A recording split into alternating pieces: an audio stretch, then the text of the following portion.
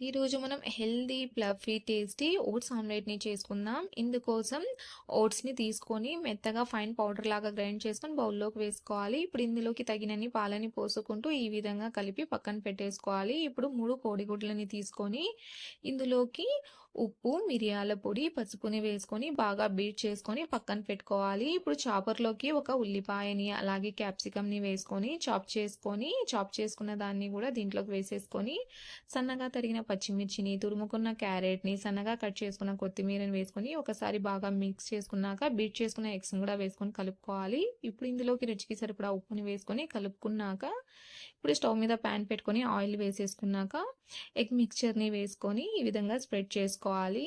ఇప్పుడు మూత పెట్టేసి ఒక 4 నిమిషాలు లో ఫ్లేమ్‌లో కుక్ చేసుకోవాలి. 4 నిమిషాల తర్వాత దీన్ని ఇంకొక సైడ్‌కి తిప్పుకొని 2 నిమిషాల పాటు కాల్చుకుంటే ఎంతో టేస్టీ, హెల్తీ, ఫ్లఫీ మన ఓట్స్ ఆమ్లెట్ రెడీ.